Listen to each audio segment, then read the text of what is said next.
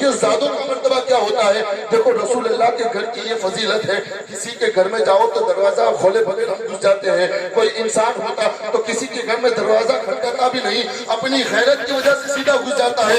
لیکن سرور کائنات کی شان تو یہ شان ہے کہ جبرائیل آتے ہیں تو نہیں، آقا سوئے ہوئے ہیں. جبرائیل آتے ہیں تو جبرائیل کو بھی گوارا نہیں. جبرائیل کوئی معمولی ہستی کا نام تھوڑی نہ ہے. جبرائیل اس ذات کا نام ہے کہ تمام ملائکہ کا جس کو سردار کہا جاتا ہے، وہ جبرائیل امین. جب دیکھا کہ میرے آقا آرام فرما رہے ہیں، جبرائیل کی غیرت کو گوارا نہ تھا کہ میرے حضور کو جگائے. جبرائیل نے آقا کے قدموں کو اندر بوسہ دے کر حضور کو بیدار فرمایا.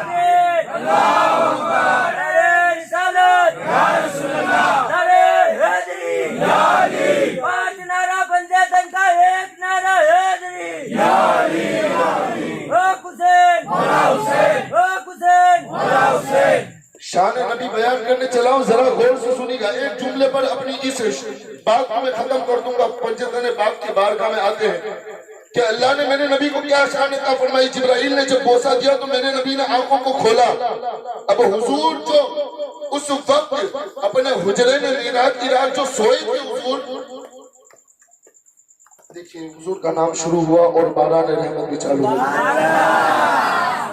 یہ رب کی ذات ہے. میرا اللہ اپنے محبوب سے کتنی محبت کرتا ہے، کتنا پیار فرماتا ہے. میرا رب خود فرماتا ہے، محبوب آپ بتائیے آپ کی رضا کیا ہے، آپ بتائیے آپ کی رضا کیا ہے. ہم اپنے اللہ سے کہتے ہیں کہ اللہ تو ہم سے راضی ہو جا، اے میرے رب تو ہم سے راضی ہو جا، ہمارے گناہوں کو بخش دے، ہماری نیکیوں کو پیش نظر رکھ. لیکن ہمارا محبوب کیا شان والا محبوب ہے. میرا رب خود فرماتا ہے، اے محبوب آپ بتائیے آپ کی رضا کیا ہے.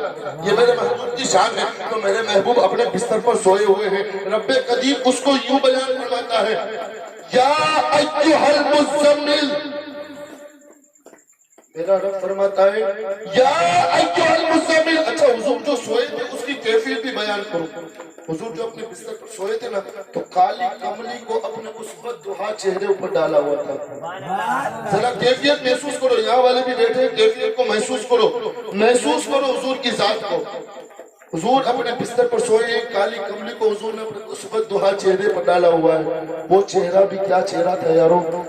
ابو بکر نے دیکھا تو حضور کے ہو کر رہ گئے، عمر نے دیکھا تو حضور کے ہو کر رہ گئے، عثمان نے دیکھا تو حضور کے ہو کر رہ گئے، حضور کے ہو کر رہ گئے. علی نے تو بچپن سے دیکھا حضور کے ہو کر رہ گئے. اور ایسے کرنے کی ذات پڑھوں تو کس منہ سے پڑھوں.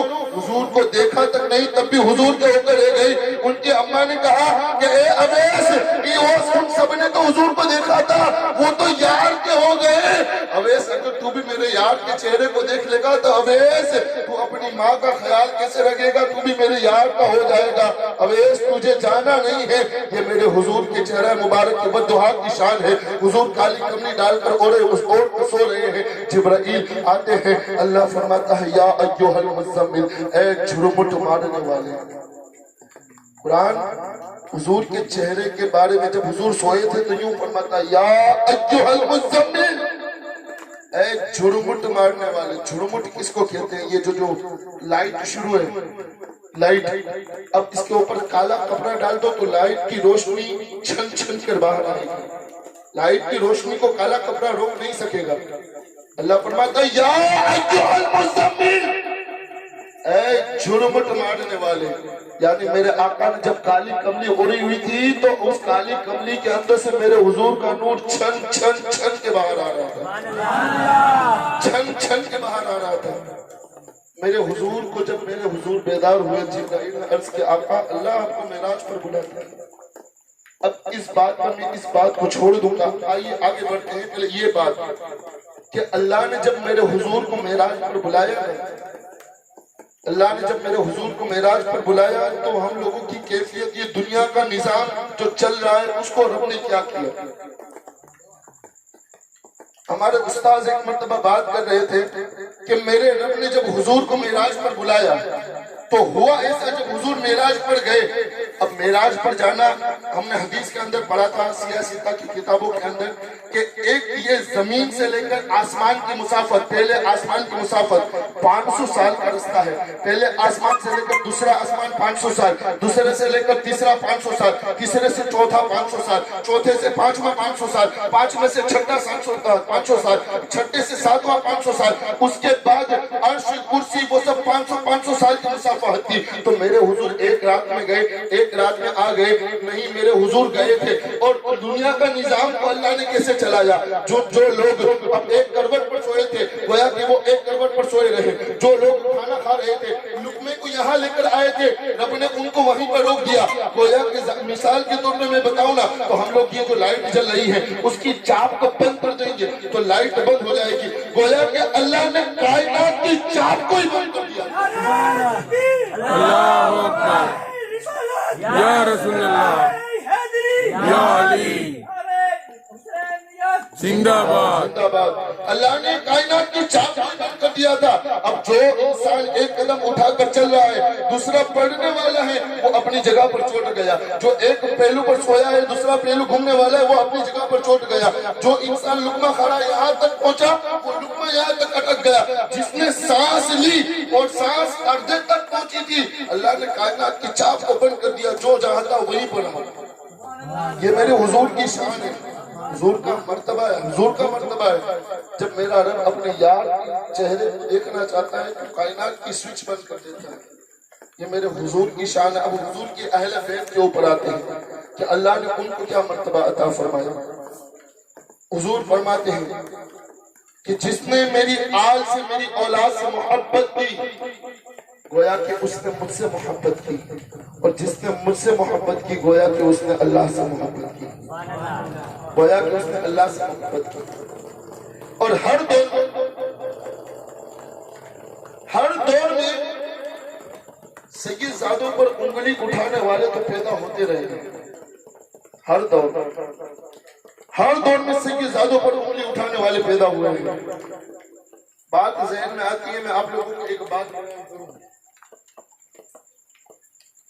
کہ بغداد کے اندر ایک عورت نے یہ دعویٰ کیا کہ میں سادات ہوں۔ عورت نے دعویٰ کیا کہ میں رسول اللہ کے گھر کی ایک شہزادی ہوں اور میں نبی بھی ہوں۔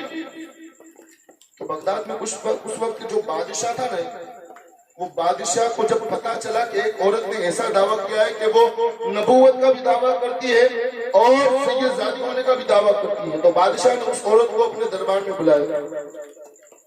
بادشاہ کو تو پتا تھا کہ میرے حضور نے فرمایا ہے کہ نبوت کا دروازہ میرے بعد بند ہو جائے گا، کوئی نبی آ نہیں سکتا۔ اور آپ ہسٹری اٹھا کر دیکھیں، کوئی عورت نبی بن کر نہیں آئی ہے، آئے وہ سب مرد بن کر آئے۔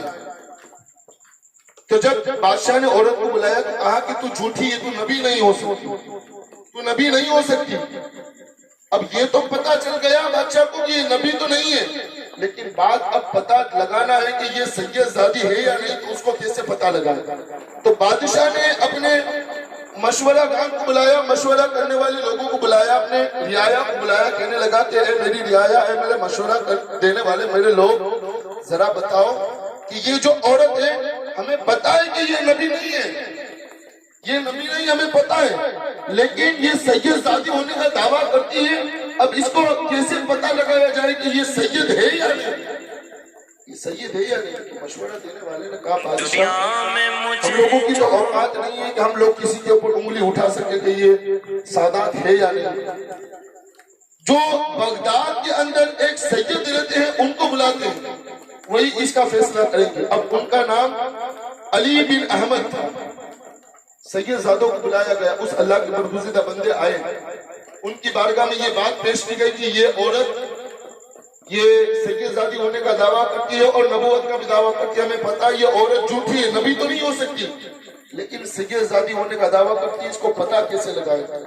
اب وہ جو علی بن احمد تھے، انہوں نے مشورہ دیا بادشاہ سے۔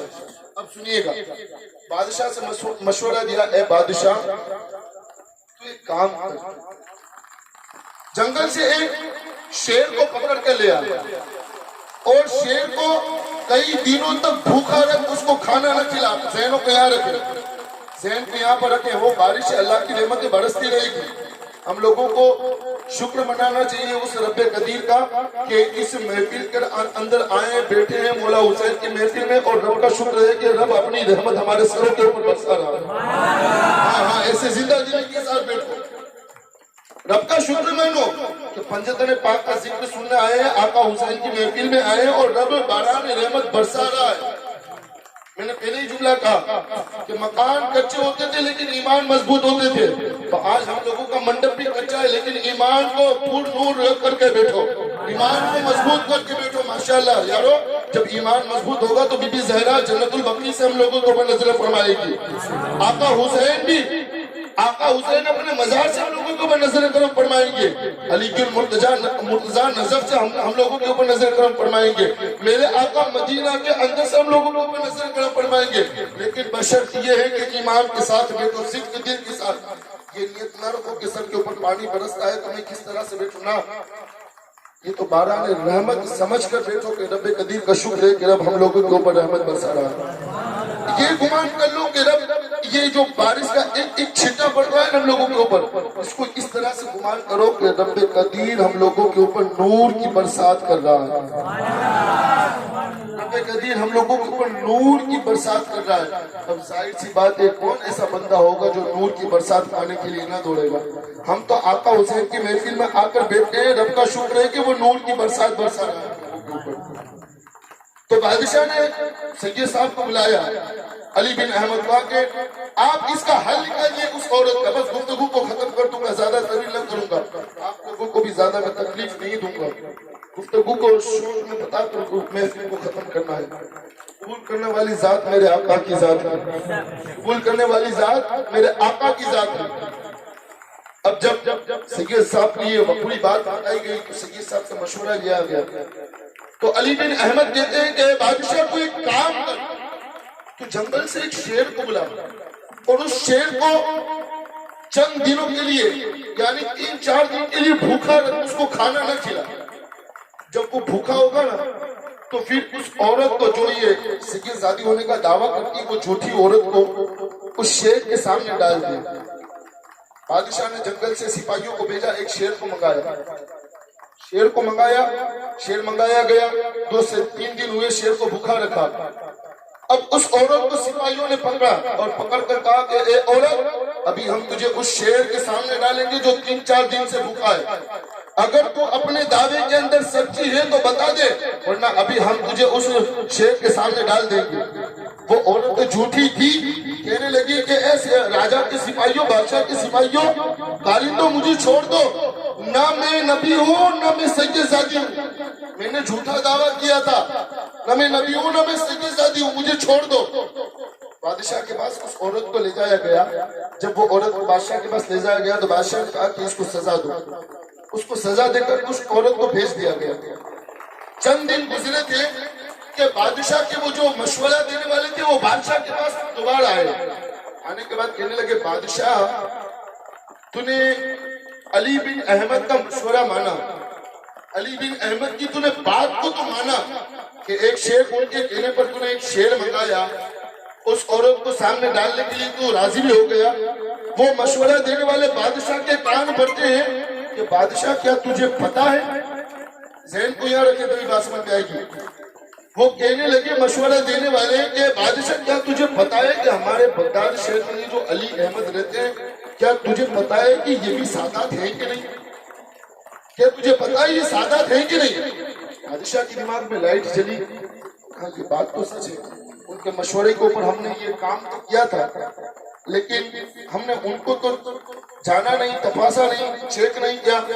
علی احمد کو بلایا گیا، اب وہ سید زادہ رسول اللہ کا شہزادہ، رسول کی آل کا وہ نور، رسول کی آل کا وہ چراغ، علی کا دلارا فاطمہ کا چین، وہ سید زادہ آیا بادشاہ کی بارگاہ میں، بادشاہ کے دربار میں آیا۔ بادشاہ کہنے لگا اے علی احمد، تم نے مشورہ دیا تھا تو ہم نے اس عورت کو شیر کے پنجرے کے سامنے ڈال دیا تھا، لیکن ہم لوگوں نے تجھ کو تو تپاس کیا ہی نہیں کہ تو سید ہے کہ نہیں، ہم لوگوں کو تیری سیادت میں بھی شک ہے، اب ہم لوگ تجھ کو اس شیر کے سامنے ڈالیں گے، اگر تو سچا سید ہوگا تو وہ شیر تجھے کبھی کھائے گا نہیں، تو سچا سید ہوگا تو وہ شیر تجھے کبھی کھائے گا نہیں، اور اگر تو بھی جھوٹا ہوگا تو وہ شیر تجھے کھا جائے گا۔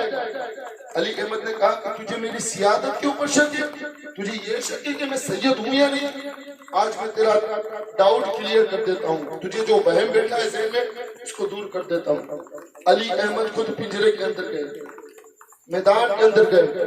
اب بادشاہ نے کارندوں سے حکم دیا کہ اے کارندوں، پنجرے کو کھولا جائے۔ جب پنجرے کو کھولا گیا تو شیر اس میں سے نکلا۔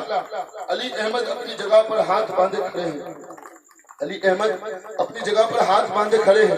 شیر نکلا اور شیر دوڑا علی احمد کے پاس۔ اب آپ لوگوں کو بھی پتا ہوگا کہ جو شیر 3-4 دن سے بھوکا ہو وہ کچھ دیکھتا نہیں ہے، وہ سیدھے اپنے شکار کے اوپر حملہ کرتا ہے۔ تو وہ شیر نکلا اور اس نے دوڑا علی احمد کی طرف۔ ابھی تھوڑا سا دوڑا تھا، علی احمد کے قدموں کے پاس آیا اور رک گیا، اور شیر اپنی زبان کے اندر سے بولا کہ لاکھ مجھے بھوکا رکھ لے، 1 دن 2 دن 3 دن 4 دن مجھے بھوکا رکھ لیا جائے، میں بھوکا رکھنا یہ برداشت کر لوں گا، لیکن کبھی بھی علی کے خون کو اور فاطمہ کے دودھ کو کبھی بھی نہیں کھاؤں گا۔